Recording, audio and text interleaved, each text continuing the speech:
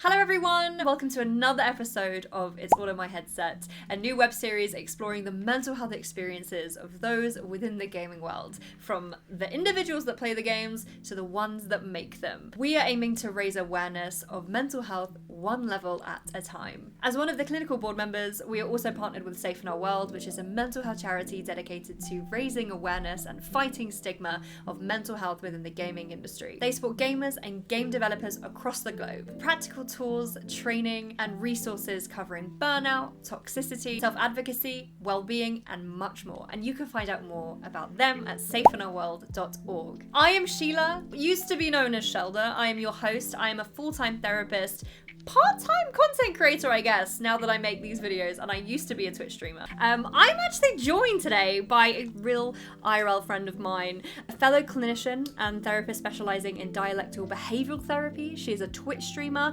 hamster enthusiast, neurospicy queen bringing chaos to card games. GhostArya, aka Arya, how are you doing? Welcome! Hello? How are Yay, you? me! How are you doing?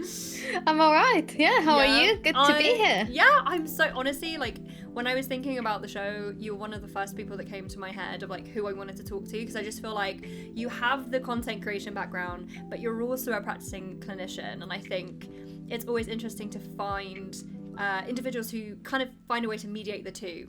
Who are you? Who is GhostArya? Tell us about you. We're starting big. How long have you got? You know, like, Well, it happened when I was pushed out of my mother. a lot of people think that GhostArya is from Game of Thrones.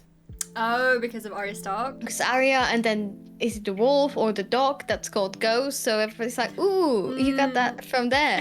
And I have had this nickname since I was 11. Really? Game of Thrones wasn't a thing. I picked it because of Aragon, the fantasy RPG, fantasy book series about like dragons. Maybe? And I was just, she was the only cool elf lady. Her name was Arya. I Love picked that. it. Love that. And then I couldn't sign up for a website being just Arya. I needed to add something in front of it. And I was in my emo phase, so it was Ghost. What you're telling me basically is that the writers of Game of Thrones, they saw your Twitch name and they were like, we need a character called Ghost and Arya. That was the Absolutely. inspiration, yeah. But I am, like I said, I'm a content creator, I'm a streamer, I'm a therapist. I used to be an esports caster. Oh. So I used to cast Gwent. Oh, That's you why- did. Mm-hmm. Yeah. And I casted the last ever Masters for Gwent, which was amazing. That was really, really, really nice experience. And apart from that, you know, I'm a Czech person based in the UK. Let's talk, I guess, firstly about your Twitch, you know, your content creation. I would love to know a little bit more about Gwent. I want to preface and say, me and Gwent, love her. I've seen you. I've seen you play Gwent. But I don't think she loves me. You have such a knowledge for something that is like completely alien to me. But before we get into that, what initially drew you to content creation on Twitch? What's the story behind that? It's almost very similar to my story with my nick, and that there was not much thought. Things were just happening. So Okay. I imagine like pre-COVID, or maybe it was just about COVID times. And I'm just like, I need a hobby. I need something to do.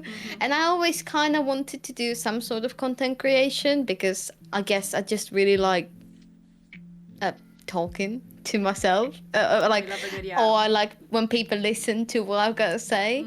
And then it was like a very random day when I installed Streamlabs back in the day, and I just played Half-Life 2 for about 2 hours on stream. No camera, nothing. And I was like, no, I like this.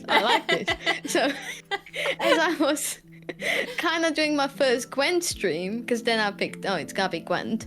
I was watching all of the 10 things you should know as a new streamer. Literally, I put like, I've never watched streamers before I was a streamer. So you were like just fully I want to yap into the void and play something that I enjoy. Not even going to put my camera on. I'm going to be GhostArya, mysterious gal. Like, that's so cool. And why, can I ask, sorry to interrupt, but can I ask why Gwen? Like, how did you find Gwen? I was a big Witcher fan, so then when Gwen came out as a standalone thing, I was actually part of the beta that was released for Gwen, just randomly, like a normal person who signs up, you know, and they pick you and you're like, oh my god. I'm special. When I was actually starting to be serious about streaming, I thought, well, I gotta play something that enough people watch, that I'm also interested in, and I've literally, again, just picked my stream library and went, no,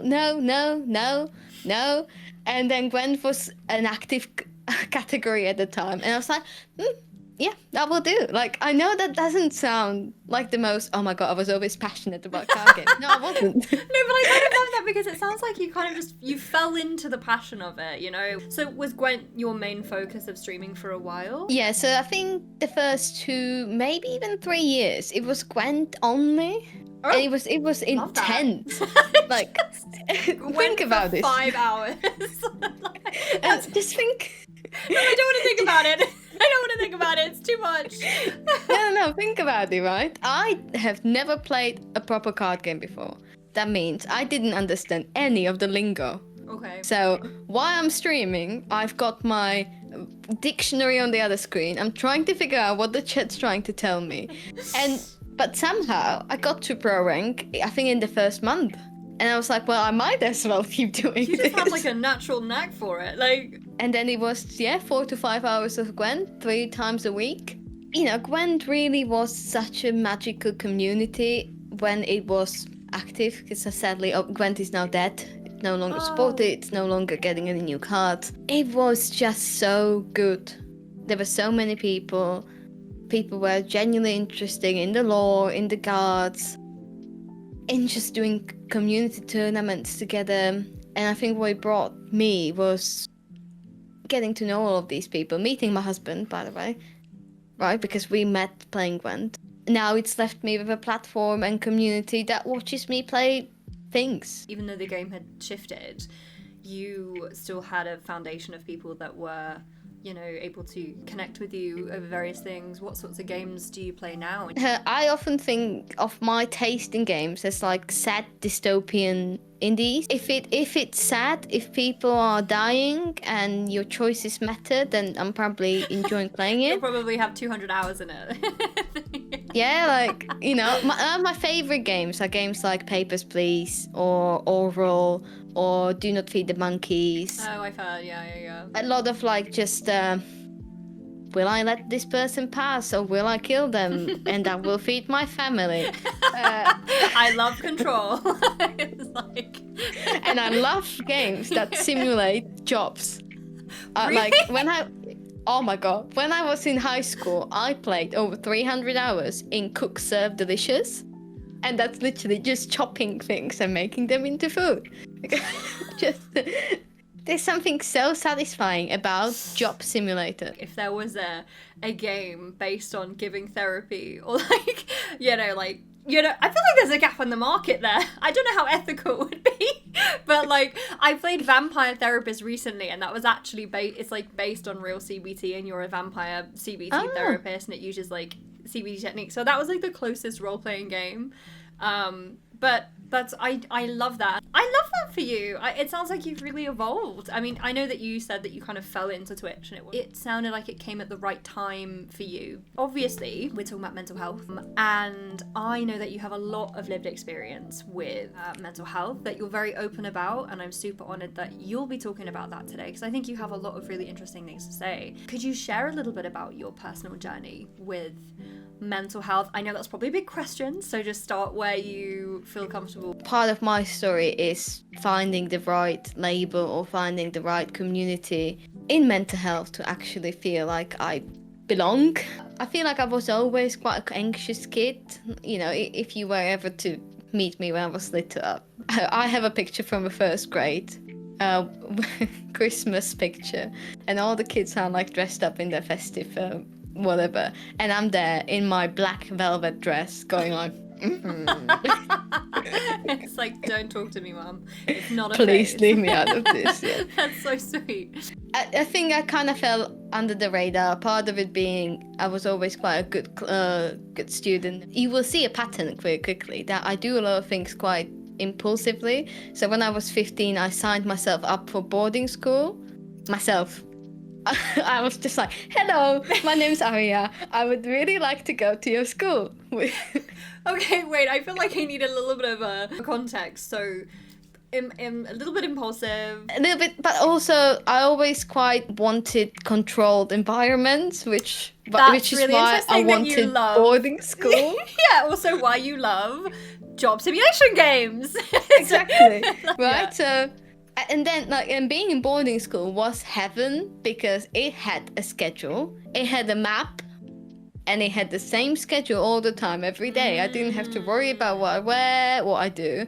And that was kind of where I first started getting any mental health support, because it was just a general struggle. General teenager / depression, anxiety. I don't think you could pick apart like a single thing. It was just always quite I don't really understand why people are like this. I don't understand why I'm like this. It just all feels a bit too much. Okay, so like a sense of overwhelming. I guess my initial interest was, was there certain things that you noticed where you were like, oh, I feel differently from other people? Was there any kind of specific things that made you feel that way? Or literally it was just more of a, I don't know how I fit into the world sort of feeling? I think it was always a bit more, I don't know how I fit into the world, because I would then do quite a good job at isolating myself. And I would always only have friends that would either really accept me as I was, or they would be the other misfits, right? Okay. One of the key features of characteristics that I've always had is just I can't handle changes. And I'm the most horribly literal person. Like, if you told me you like green, then that's it. You like green. Why would you like any other color? I don't get it. Why do you now like blue? And that can be very difficult when people say, oh, I'll be back in 10 minutes, or I will let you know. Okay. Yeah. And those things when you're a teenager, and even now, I never understood why people lie, but they were not lying to me. They were just things normal people say. I'll get back to you. And then you didn't. Why did you not get back to me? The neurotypical way of like, oh yeah, like I'll be half an hour, or like, oh yeah, I'll text you at this time, and then maybe things change and it's not really communicated. I suppose if you're, which you later found out, but if you are not neurotypical, then you're kind of navigating the world with a filter that's different from everyone else, and you're like, well, this seems to impact me and it doesn't impact anyone else, so I seem to have a different understanding of the way the world works. Yes. So I had support in boarding school, but obviously that was nothing was diagnosed. That was more like, okay, yes, I was at that kind of boarding school where we were all quite academically gifted, and I was on an academic scholarship, so it was almost, well, you're a gifted child, so obviously you struggle. And then when I finished high school, I went through a whole, like, why do I still feel this empty? Why do I feel so depressed? I feel like life doesn't make any sense.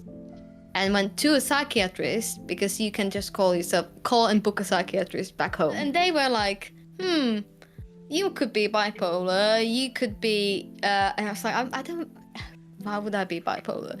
But you could be so many things. Let's send you to a clinical psychologist. And I actually got like an old school Rorschach test done and everything, which was really difficult, because like, now thinking about it, imagine you're testing and potentially autistic person, I see a blob of color. It's so difficult. I don't know personally any clinicians that use that test. Everybody uses them in Czechia. People still get trained to do Rorschach. Interesting. They essentially made you do an ink blot test. Yeah, they did me ink blot. I did all of the like IQ test and everything, and all they came up with was that my like emotional intelligence quite low, and I'm emotionally unstable, potentially borderline. So, and they gave me this like little paper. I go back to my psychiatrist. They're like, And he was a really good psychiatrist. They were like, you know what? I don't really think so. You're really young. You're clearly going through something. I'm not gonna give you a label because I think it wouldn't stack with you forever. Let's just put you do a few talking therapies, right? I go to these talking therapies, and in my teens, I had a history of self-harm, but nobody really knew about because it was very brief. And then I'm sitting there with this talking therapist lady, and I had like a scratch on my arm. It wasn't even, it was literally like here, like a scratch for something. And her first sentence, like, well, if you would do a bit better, you might not have to do this. And she gestures to my arm, and I'm like, oh my god, this is a disaster. I mean, firstly, to have, okay, I just have so many thoughts, right? So it sounds like you were almost dismissed out the door, but even to the point where you'd, I would say, had these tests that aren't really a measure of the whole picture. I think they measured the presentation of potential symptoms on one day, but really, as you know, as a clinician, you have to build a whole picture of someone, including their history, and there's so much to it. So not only had you kind of just been put in a box because you scored a certain amount and they were like, well, she could potentially be borderline. For those at home, borderline is short for borderline personality disorder, which is now called EUPD, or emotionally unstable personality disorder. So it's, I would say personally, it's a disorder stemming from trauma. There's a couple of hallmarks from it: emotional dysregulation, impulsivity, usually risky behavior, sometimes depression, anxiety, suicidal ideation. Kind of as Aya said, it's something that is heavily stigmatized because unfortunately people with BPD, and we will talk about this later because you actually treat clients with BPD, individuals with BPD are super stigmatized as being like, impulsive, unstable, erratic, neurotic. I mean, they get some of the worst types of labeling. So not only had you essentially just been put into a box or something that I think takes very comprehensive testing for, you were then immediately assumed to be, because of your history, assumed to be a danger to yourself, which is also just not helpful. That kind of sticks with you. That label is like, okay, then maybe I am borderline. Maybe that's it. Because yes, I have very little willpower to get out of bed in the morning. I, didn't want to do much. They was like, yeah, then maybe that's it. Maybe I'm borderline. And it kind of starts. You kind of start thinking, yeah, that would explain why I don't have that many friends. That can explain why I'm not that social. I was kind of then left hanging because that was the recommendation by my psychiatrist. And when I didn't take that, obviously they wouldn't recommend necessarily anything else because that was what they recommended, right? So I've kind of, that's how I got to DBT actually. Because at the age of, whatever I was, 21, I just started rapidly Googling, right? BPD treatment. Okay. And there was a place in Prague that specialized with treating people with BPD or with BPD symptoms with DBT. So again, I sent an email. Hi. See me. Please help. And they were really great, and they did take me, and I did like a full year in a group because at the time I was told I could be borderline, and I was just desperate to get better. So because of the misdiagnosis, you believed it was fairly sure that you had a personality disorder, took yourself to DBT, dialectical behavioural therapy. At that point when you were in DBT, did you still believe that you were borderline? Were you still carrying that diagnosis even throughout the whole year? Yeah. When did that change? When did you actually... Because at the same time, I was doing my undergrad and my master's in addiction treatment, which effectively is a mental health degree. And as I had more and more experience actually learning about mental health and working with mental health, I was like, no way, this is just not it. That can't be right. If you look at whatever diagnostic material you use, I had a job, I had friends, I had hobbies. I was not doing any risky behavior. What was the impact of the misdiagnosis, do you think? okay, you were diagnosed with depression, and then you were potentially EUPD or potentially bipolar. Like, what was the impact of the misdiagnosis for you? I think one of the impacts was that I would not seek any other help, or I would almost not look any deeper, because then it was my fault that I'm not doing better, because I'm already receiving the treatment that's supposed to be for BPD or for borderline. Looking back, I would have benefited so much if somebody put me on antidepressants earlier. I would never even think about being neurodivergent until much later on, when I started working with neurodivergent people, and I was like looking in the mirror. Even though I guess the positive the BPD diagnosis was, very long-windedly led you down a path of accessing DBT and kind of learning emotional regulation skills and things that are applicable to neurodivergence and BPD, you probably could have been getting support for neurodivergence way earlier if you had the diagnosis. And just being pigeonholed into such a strong label quite early on meant, you worded it perfectly, that there was no real route of progression to find something that actually matched your feelings. I'm kind of curious as another clinician. There is a huge epidemic, I would say, at the moment of people diagnosing themselves via TikTok and like seeing criteria on social media and being like, oh, I have that. Like I've actually, I don't know if you've had the same, but I've had patients actually talk to me and be like, so I had a patient come to me in a session. We were working on depression, and they came in and they said, "Oh, I think I have PTSD." And I said, "Okay, like let's take a couple of steps back. Why do you feel like you have PTSD? What are your symptoms?" And it was, "Oh, well, I saw it on TikTok," and then got the TikTok up, and then and the symptoms were not. Sure, it was talking about hypervigilance, which is where like you feel on edge, but other than that, there was not really any hallmarks of PTSD criteria in the TikTok. But it was enough of kind of vagueness that it had like 50k likes, and so many people on the comments were like, yes, oh my god, this is my experience. And have you found that within your practice? I feel like I often see, especially with women, that if you have a certain symptoms, you're just almost randomly being given a diagnosis from like a, it's almost like lucky dip. A hat, a lucky dip, yeah, and this is what we're gonna give you. And I had people come in and say, "Oh, I'm acquired BPD because I've seen TikTok acquired BPD," and I'm like, I've never heard about acquired BPD until you told me. Oh dear. So then it becomes almost very niche knowledge that randomly gets popular on a viral TikTok. I guess regarding misdiagnosis, is there any kind of advice or learning from your own experience that you'd like to talk about for others that might be facing the same challenge, either if they are struggling to get a diagnosis, if they've been told something they don't agree with, or if they find themselves wanting to diagnose through social media? Like, what advice would you give? One of the important bits is that you shouldn't wait for a diagnosis to get help. Ooh, and I know that's sometimes a very catch-22, because some people will not give you help unless you have a specific diagnosis. And that can be very difficult. But I don't think you need to know exactly what it is in order to start making change. And it's okay to then move on and get different help or better qualified help.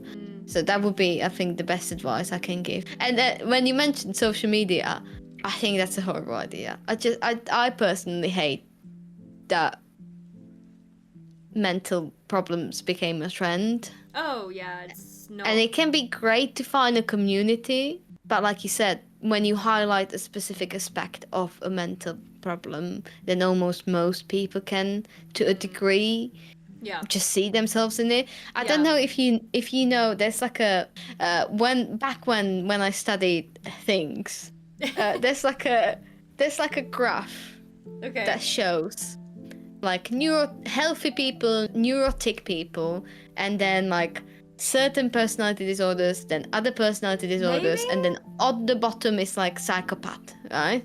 Okay. That's really like strange. It goes like down, like from the top down. It's like a filter. But the idea of the graph is to show that when you're really unwell, you can take a dip. So if you're healthy, you'll dip into neurotic. And if you're neurotic to start with, you dip into, let's say, narcissistic behavior or obsessive behavior or whatever it is, right? And the idea is that it's not a strict straight line, but when anybody's unwell, they'll dip into a pathology. So that if you're watching a TikTok about narcissistic behavior, well, maybe in the past when you were really low, you behaved certain way, but that doesn't make you have the disorder. I love the way that you worded that. Because it needs to be consistent. These things are not a reflection of how you behave when you're in your lowest, because that's not how it works, really. You're absolutely right. It's about longevity. It's about, the persistence of symptoms. I love the way that you worded that, actually, that we all have symptoms of pathology when we're going through acute stressors or when we're, experiencing mental health difficulties, and that can look the same or different depending. I think there is power in finding community online with people that maybe share similar lived experiences. I mean, look at Twitch. It's like a great place for finding people with similar neurodivergence, mental health difficulties from the same, gaming pools, etc. You've done a year of DBT.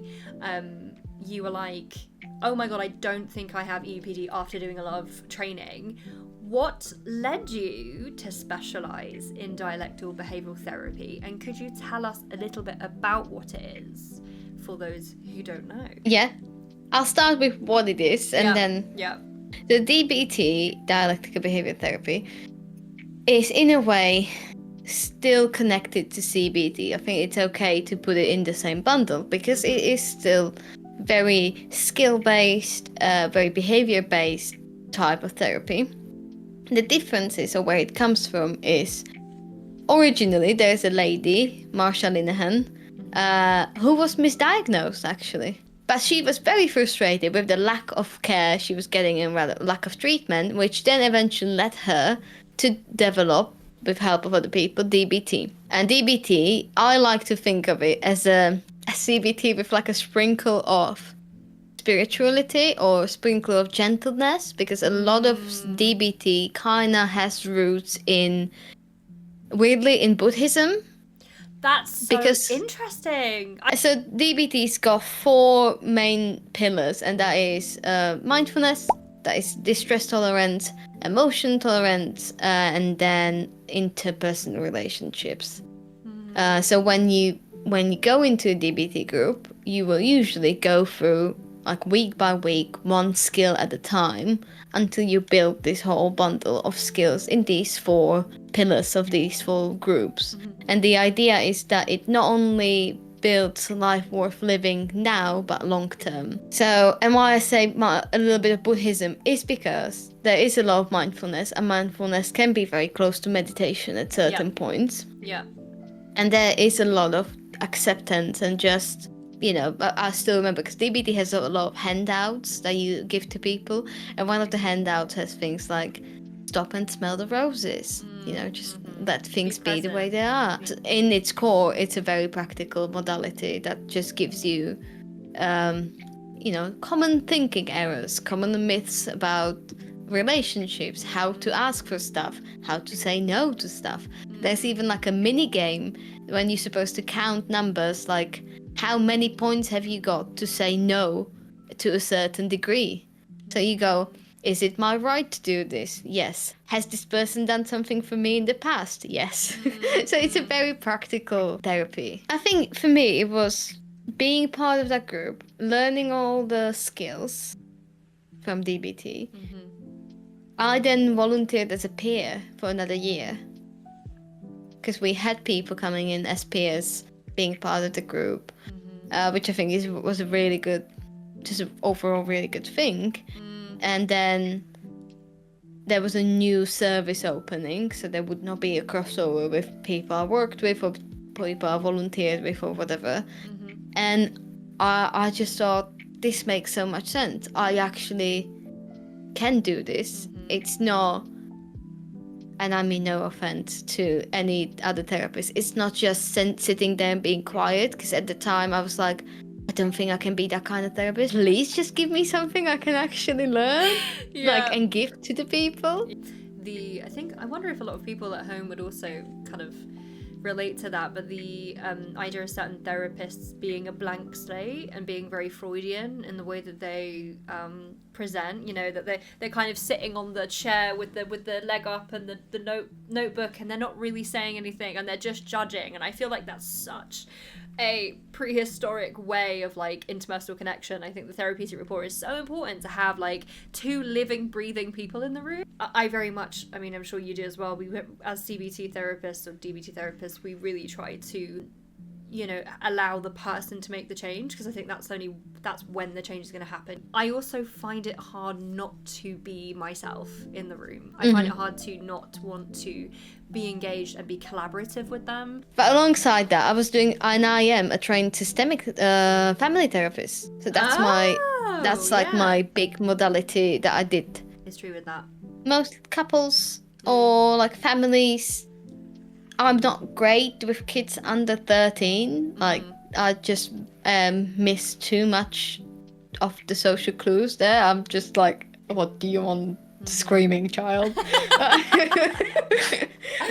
You made a joke about missing social cues. You talk about experience of neurodivergence, but I know that you have also shared recently that you have a hidden disability that goes alongside the difficulties, or at least the changes that you experience as someone navigating the world and how you fit into it. Could you tell us a little bit about both, but firstly starting with the hidden disability? I then I've got hearing loss. That's like it doesn't necessarily go hand in hand with any mental health diagnosis, but I think finally discovering that I've got a hidden disability that actually really affects how I perceive the world. Oh my god, yeah, absolutely. Was massive for me. I think the biggest thing that I've learned is different about how I experience world. And it's really difficult to realize how you experience world differently, because you can never tell. Yeah. It's generally, I've got such a limited amount of energy. And I know it. I know I can't do the same things that everybody else can do in a day, unless I want to absolutely crash and burn out. I think it's almost either, and that could be connected to my hearing loss, when if I'm in a really busy environment and I've got to listen to a lot of people that I've never met, then I've used so much more power just to go, what's happening? Like, what are you saying? Why is this happening? And obviously we know, or maybe we both know, that audio processing issues can be part of being neurodivergent as well. That's such a weird mix, where being then finally diagnosed with proper hearing loss was like, oh my god, I can now hear better. So that was like a whole mind blown. So I think fatigue and energy levels and managing my energy is one of the biggest things, where I realized that, you know, like in my part-time job in a hospice, I just don't start as early as everybody else. They're very accommodating, and I just start work later. You know, that analogy of spoons, so that I think people with neurodivergence tend to have less spoons than neurotypicals, and then certain activities use more spoons than a neurotypical. And then I think we're back to a full circle, back to social clues and being very literal, when I just now know to check, but there are still times when literally you could be... I'm just clueless. I'm looking there at my husband being like, what's happening? What do they mean? And when I first moved to England, it took me so long to understand small talk. Oh. I'll tell you, right? Please do. Sure. We were in a Morrison's, right? Yeah. And we were buying sweets. And this sweet lady on the till says, oh, somebody's naughty, because we bought something. And I'm like, I'm horrified. I'm like, what? How could you say that to me? How could you call me naughty? Am I supposed to say something back? What's happening? And I'm panicking because I don't know what to say back. And it might seem like such a silly thing, but these little things will throw me off, and I'm just like, I don't know what you mean. I don't know what to reply. Help. And again, I think I'm very, very lucky that I've got really amazing people around me who, will now make fun of it, that if I say I'm somewhere in 10 minutes, then I'm expecting them in 10 minutes, and it's gotta be 10 minutes, not 11, not 9. And, it's a lot of these things where I've been able to almost have a routine that doesn't really change. I have the usual autism hyperfixation on the food. So currently I'm only eating noodles from Lidl. So no small talk and only little noodles. It's always like a only really safe food, right? So chicken nuggets, pizza, noodles. Could you explain a little bit why? Like, what makes certain food safe? What makes certain food not safe? What's the process with that? It's the level of expected surprise. Okay. I need the food to be exactly the same throughout the entire bite. Or exactly as I'm expecting it to be, right? Yeah. The cheapest, most processed hot dog in a jar is my dream. The most expensive hot dog with potential bits of something else is a horror. What do you think is about change and neurodivergence that's difficult, or at least in your experience? What do you think is anxiety inducing about the unexpected and not knowing? I know that's quite a big question. I think for me, it's I can't control my reaction. Okay. So if I bite into something, I will retch and go, ugh! And you can't do that in front of people. It's just not something you can do. So then it's almost, the anxiety is from, oh my God, people will know I'm weird. People will notice that I'm reacting in a way that's not normal. So then it's better to be slightly weird and eat only the food that I know how it tastes than being the girl who spits out food. So in a way, I mean, you're kind of referring to a little bit of masking, being able to fit in and not be seen as different or being seen as weird. Do you have any other ways that you mask in the world? I think I'm very early on the journey of actually unmasking. A lot of the time, unmasking for me would be even the way I speak, and I'm very cautious of even body language. And then it's almost like I mask a lot when it comes to showing excitement or showing interest or showing any kind of emotion, because I could be that person who jumps around and goes, "Oh, this is really good," but I will not do it, because then again, that's not what normal people do, right? Normal people are way more reserved in my brain. No, you can't show that much. It's definitely not normal. You need to be much less. That's my masking, which then is so very difficult to take off. It is really difficult to hear that, you've had this experience, I suppose, as a neurodivergent person, to feel like your reactions are too much, whether it's your disgust to food or it's your excitement to things. You feel like either way it's going to be too much, it doesn't fit, and we come back to that, that feeling of belonging, that feeling of, never really feeling like you fit in, and so I need to fit in and I need to be like everyone else. And actually you've got so much colour to your personality and to your soul and who you are, and it's just such a shame that we live in a society where neurodivergent individuals are having to fit into the lives of neurotypicals and not neurotypicals making adjustments for neurodivergence. Because actually I think there's something beautiful about seeing someone be their authentic self even in their most excited mode. If they are jumping around the room, I think that's why don't we do that anyway, as neurotypicals? Do you feel like masking then was something that you've always done from a young age? I think so. I was always a very self-sustained child. Even though I have a brother, most of my childhood I was playing on my own. And I just preferred being alone. And I think I then just carried this loneliness or almost isolation with me, which I think ultimately was me masking, because it was easier to be quiet than to be me. That does come back to earlier, you said actually that isolating is something that you feel like has been a coping mechanism for you. Firstly, I think we should really have a look at how this has impacted you as a content creator and a streamer. I mean, we're talking about sitting on camera, yapping, being your authentic self, sometimes actually not being your authentic self, because that's something that happens in content creation, right? We can put on a show. How has it been navigating content creation as a neurodivergent individual? When I first started streaming, and now when I still stream, obviously, I've realized quite early that it is an environment I can control. Oh, and I can okay. Yeah, you got me there.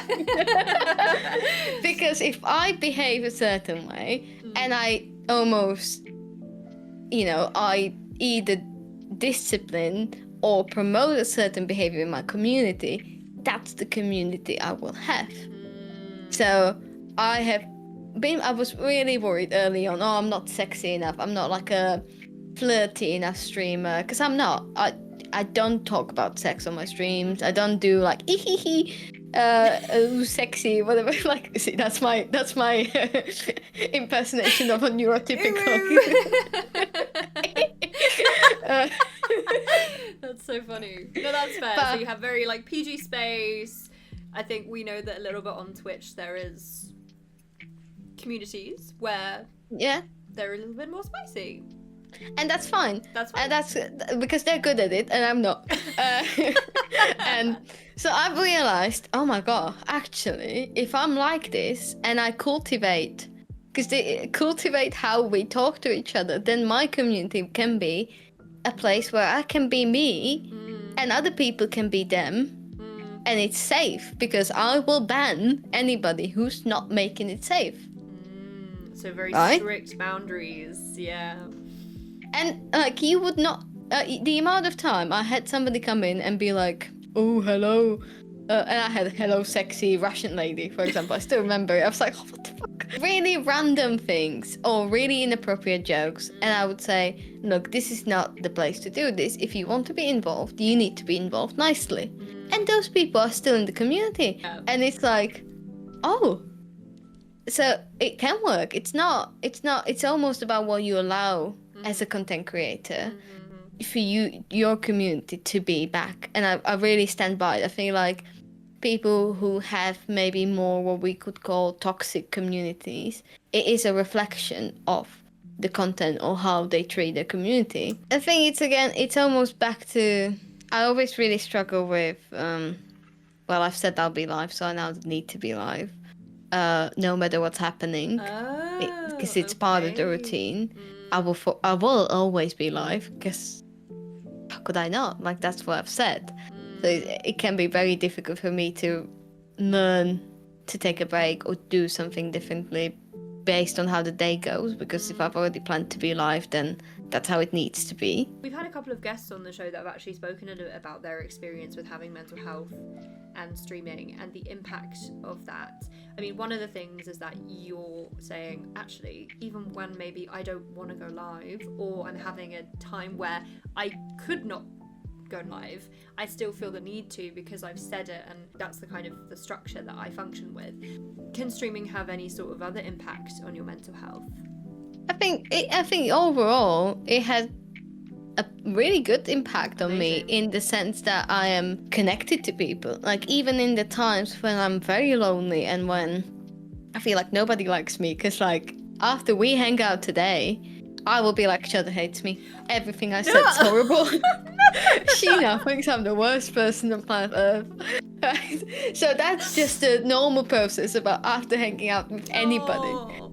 But stream is different because I can just be me, and I've got so much evidence. It's so great. You've got statistics. You can see how many times you stream and how many people were there, and it almost suits my brain that like, no, I'm not alone. I'm not. Oh wow! So there are people who interact with me.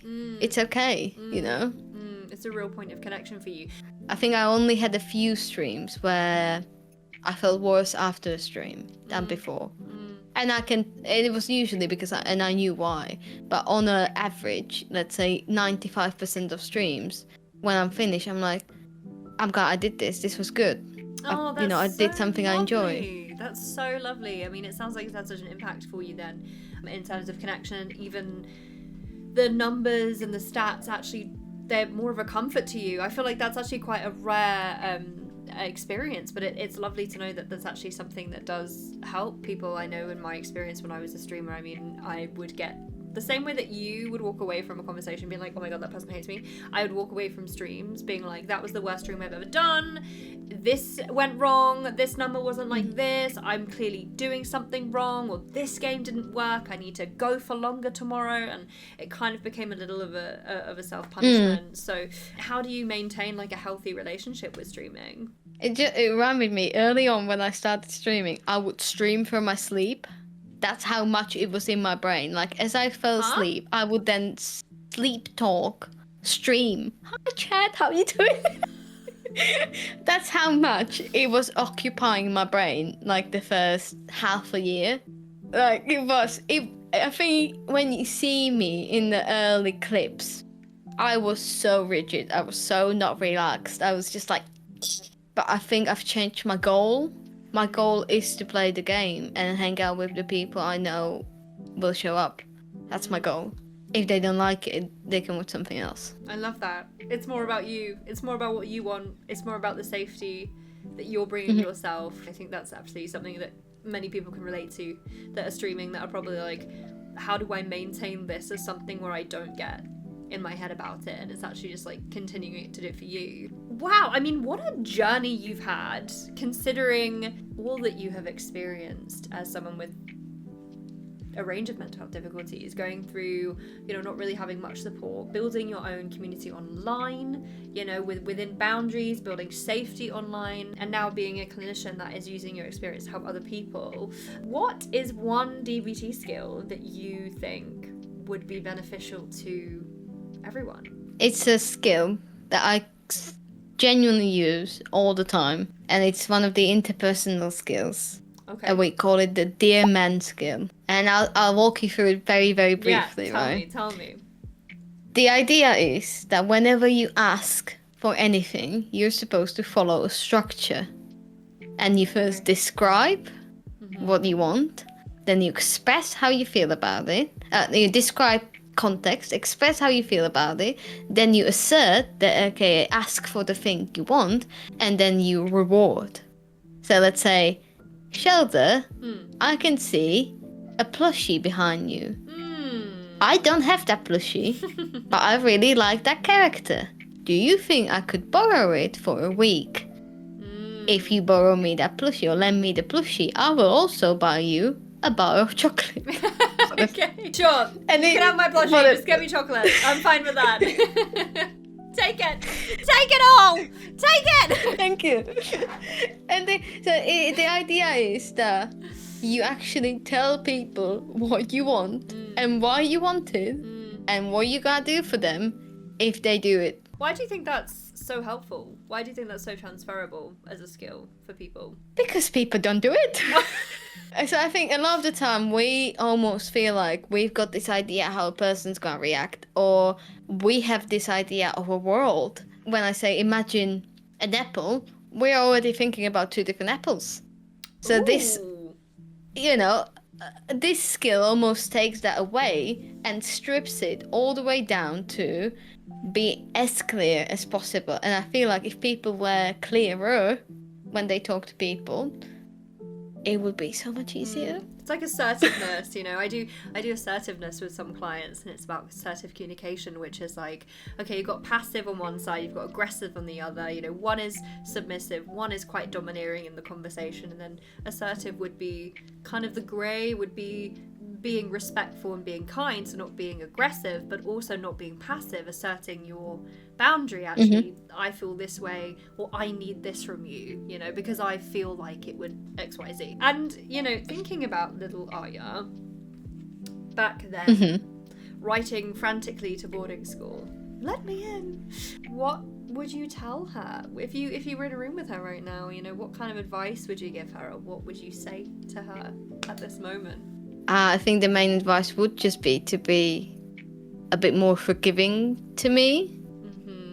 And that could include, you know, forgiving for spitting out the food I don't like, or forgiving, just being kinder and more gentle towards me. That would be what I would tell her. More acceptance, more kindness. Yeah. Not being afraid. I think what you said earlier is a perfect way to sum it up. Not waiting to get a diagnosis for something, accepting, okay, maybe I need a little bit of help, and it's okay to feel that I need a bit of help. Acknowledging that it's okay to have differences, and it's okay to, you know, not fit into the world exactly how everyone else does, because it's boring anyway. Who wants to fit into the world exactly the way that other people do? I have absolutely adored this conversation with you. I think it has been so enlightening and so much fun. Yeah, you're so inspirational in the way that you've had many obstacles happen for you, and you've continuously pushed through that, and you've had to make a lot of adaptations for yourself, which I think we have to acknowledge that's so difficult and that's so exhausting. But even still, you have a smile on your face, you're so positive, you bring so much positivity to your space, even online and on Twitch. I really want to appreciate your work today, because obviously you're trying to do this all to kind of raise awareness about mental health, and I'm just really happy you are, because I think a lot of the time it is the people who are doing quite well on the outside who inside are struggling, and it can be so important to see yourself being represented in media, whether that's Twitch, podcasts, YouTube, social media, anywhere, because it's not the same like self-diagnosing of social media as we discussed. It's about seeing other people going through the similar thing. You're making it happen. Oh my god, that's so kind. It's like, I get what you mean. It's like the people that you care about, or the people you watch, or the people that you really want to know more about. It's like them self-disclosing a little bit about their experience is so validating and so powerful. But I just thank you so much for wanting to be on this and take part. Take care. Bye bye.